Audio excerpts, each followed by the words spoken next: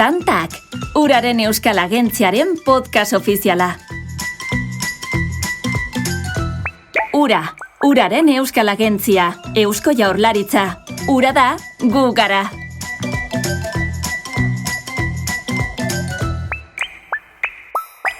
Urak ematen dio benetako zentzua biziari. Egia esan, bizia bera da bi hidrogeno atomoren eta oxigeno atomo baten arteko loturan sintetizatuta dagoena. Beraz, bizi iturri da ura, bai eta gizateriarentzako inspirazio iturri ere, antzinatik. Hala, iraganeko arte adierazpen ederrenak iradokitzeaz gainera, orainaldikoen protagonista da, eta halaxe izango da etorkizunean ere. Aldaketa sozialen lekuko eta eragile da kultura, eta bere ekarpena funtsezkoa izan da. Da eta izango da mirari den ura euskor eta konplexu hori babesteko.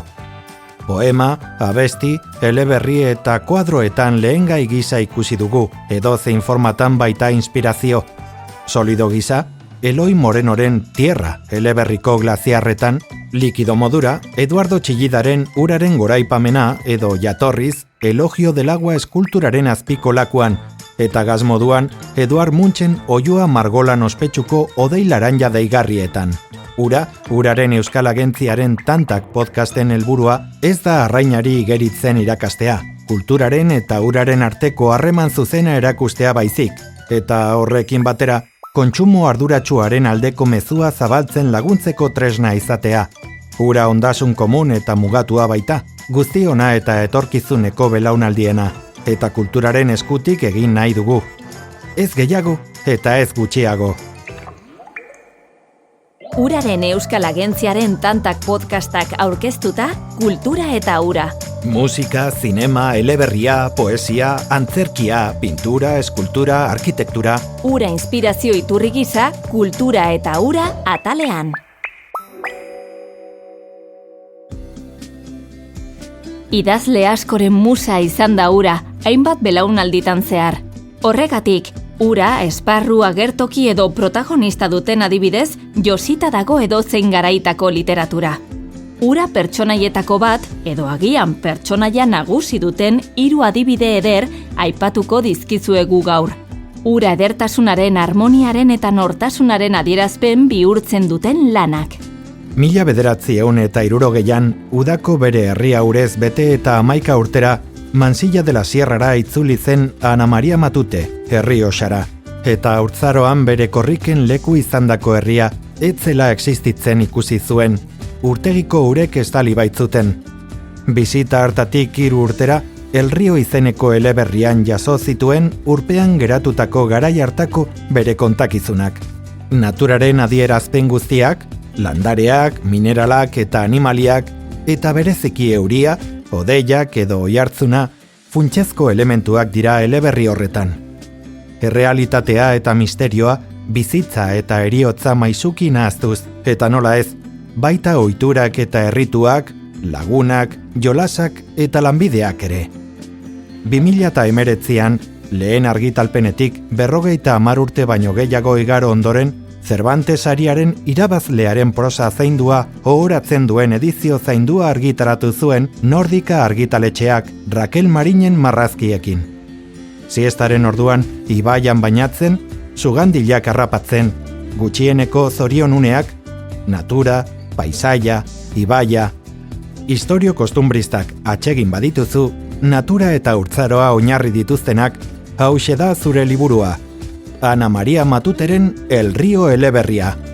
Tamalez, joera literario eta leitmotiv berria bihurtu da, ur faltaren arazoa, etorkizuneko narrazioetarako. Emi Itaranta idazle finlandiarraren uraren memoria da horren adibide argia. Agortuta dagoen petrolioaren gerren ondoren, etorkizun zehaztu gabe batean kokatzen da eleberria. Urgeza, ondasun preziatua da, gutxi batzuen pribilegioa, eta ondasun urria gainera, euririk eta urtu beharreko kasko polarrik gabeko planeta batean. Noria Kaitio protagonistak 17 urte ditu, eta tearen maisuen leinu luze bateko kidea da. Maisu horietako bat bihurtuko duen zeremonia baino lehentxeago, tearen maisuak beste zeren gainetik uraren zaindari direla irakasten dio aitak, eta bera falta denean zaindu beharko duen iturri sekretu bat erakusten dio. Aita hiltzean, Noriak bere gain hartuko du iturburuaren zaindari izateko erantzukizuna, izan ere, ondasun urria da hura, biziak salba ditzake, baina baita kendu ere. Bere sekretua lurraldeko ur hornidura kontrolatzen duen armadaren komandante militar berriaren belarrietara iritsiko da. Erreserba akuiferoa ez da ordea, Noriak duen ezagutza debekatu bakarra. Ez kezkatu, ez dizugo spoilerrik egingo, baina gizateriaren etorkizunaz eta gainerako espeziez hausnartzera eramango zaituen istorio hunkigarri eta irudimentsu batean murgiltzera gonbidatzen zaitugu. Urarekin erabat lotuta baitago horien etorkizuna. Urarekin zerikusia duten literatur gomendioen gure trilogia amaitzeko, Kirmen Uriberen Bilbao New York Bilbao eleberria proposatzen dizugu. 2009ko narratiba sari nazionala irabazi zuen idazle ondarrutarrak horrekin. Arrainek eta zuhaitzek elkarren antza dute. Antza dute uztaiengatik. Uztai horiengatik dakigu zein den animaliaren adina. Horixe da eleberriaren lehen esaldia. Oraingo honetan, ura zehazkiago itsasoa da egileak bere familiaren, Ondarroako itsasgizonen saga baten, historia kontatzeko erabiltzen duen erreferentzia esparrua. Bilboko aireportutik New Yorkeko JFK aireportura arteko hegaldi batean gertatzen da eleberriko istorioa. Gutun, egunkari, e-posta, olerki eta hiztegien bidez, egileak oroitzapen eta narrazio mosaiko bat sortzen du, eta pertsonaia anonimoak, hala nola Kirmenen aitona eta aita, Aurelio Arteta margolari bilbotarra, Ricardo Bastida arkitektoa edo Indalecio Prieto politikaria bezalako figura historikoekin gurutzatzen dira.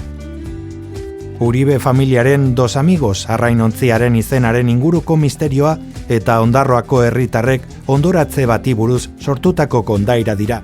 Besteak beste, gaur egun ia erabat galduta dagoen marinen lanbidea goraipatzen duen omenaldi ederra eraikitzen laguntzen duten gorabeherak. Gure arrantzaleen oroitzapenen bila murgildu nahi baduzu, Kirmen Uriberen oroitzapenari eta fantasiei utzi beharko zenieke laguntzen.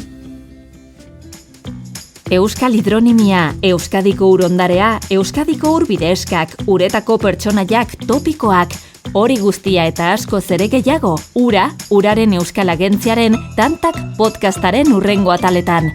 Gure uragentzia.euskadi.eus webgunean aurkituko dituzu.